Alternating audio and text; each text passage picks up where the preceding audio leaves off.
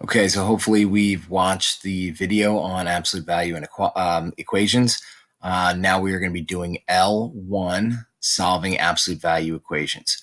All right, so when the absolute value is isolated, so I just have the absolute value of 9h is equal to 9, we're going to say that 9h could have equaled the positive case, 9, or 9h could have equaled -9, because the absolute value, if what was inside here was +9, the absolute value is 9. Or if what was inside was -9, the absolute value of -9 is also +9. So here we're going to divide each side by 9.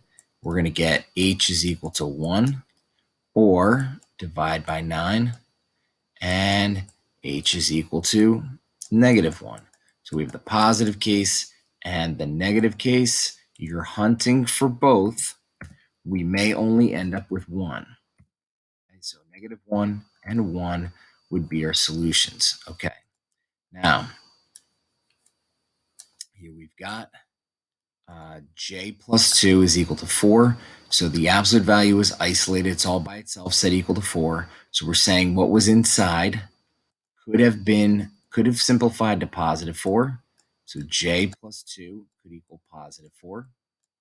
Or j plus 2 could have simplified to -4, because the absolute value of -4 is also +4. So these are the two cases we're looking for.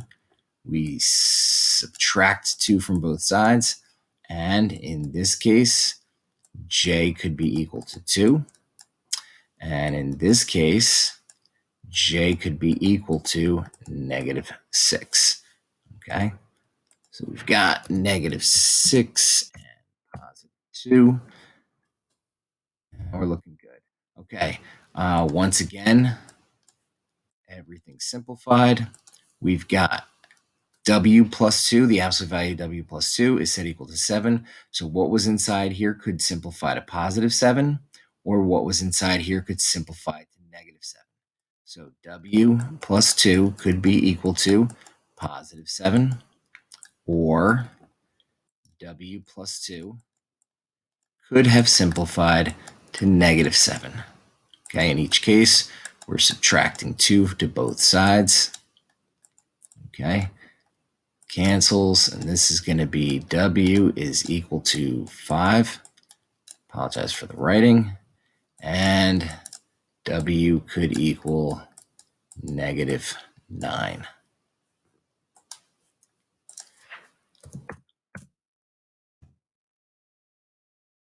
Okay, now first little trick here. No big deal.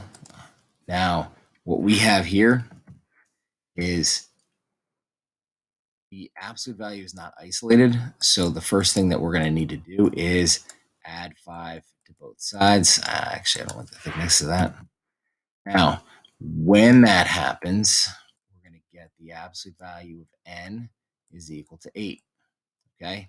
Now, what was inside here could simplify to +8, or what was inside there could have simplified to -8. And those are going to be our two solutions.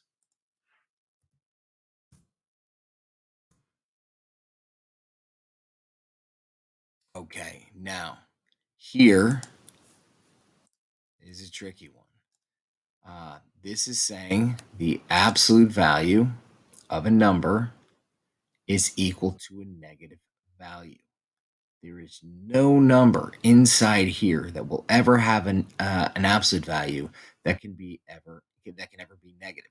Remember, absolute value is a distance from 0, and that distance is always positive. So once we see the negative sign on this side of the equal sign, outside here, we're going to know there's no solution. Okay, now we can have a negative side in here. Again, we're solving for a variable that's going to come out positive later. So we're going to say what was inside here, -8g, could have equaled a +16, or -8g. Oh, wow.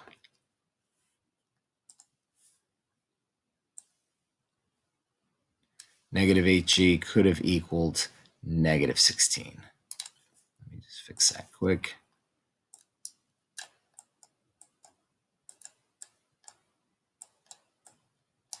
All right, we're going to divide both sides by a negative. This is an equation, so nothing's bothered by dividing by a negative, but in the next unit, we will be doing inequalities. So this is going to become g is equal to a negative 2, or g is equal to negative divided by negative is a positive 2.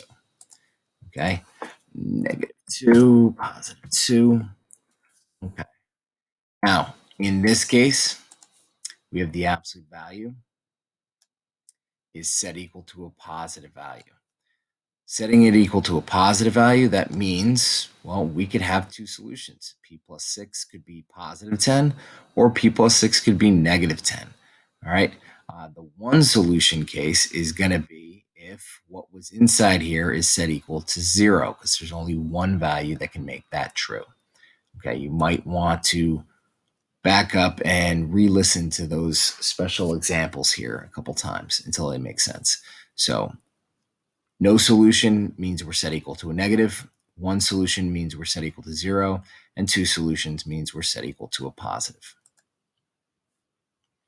Okay, how many solutions does the equation have? Well, the absolute value is set equal to a positive. So two solutions. We'd get one solution if it was set equal to 0, and no solutions if it was set equal to a negative. Okay, here. Now, this one's going to be a little bit sneaky, but we're going to figure this one out. We're going to divide this by negative 6 to start. And what it's saying is that would cancel. So now I have the absolute value of negative 9y is equal to 0 divided by anything is still 0. Okay, now here's an example of why when it's set equal to 0, we only get one solution. Because negative 9y could be equal to positive 0, or negative 9y could be set equal to negative 0, but really 0 is not going to hold a sign. If I divide anything, 0 by anything, I'm going to get 0. And if I divide negative 0 by anything, well, negative divided by negative is positive, and 0 divided by anything is 0. So even though we were looking for two solutions, we happen to get the same value, which is 0. I only need to fill out one box if there's only one solution. Okay, I think you guys get the general idea here.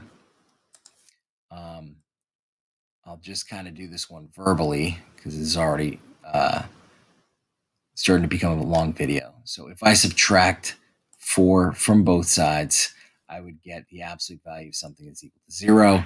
And when we ever get that, the answer is going to be 0. Or there's going to be one solution, excuse me, one solution.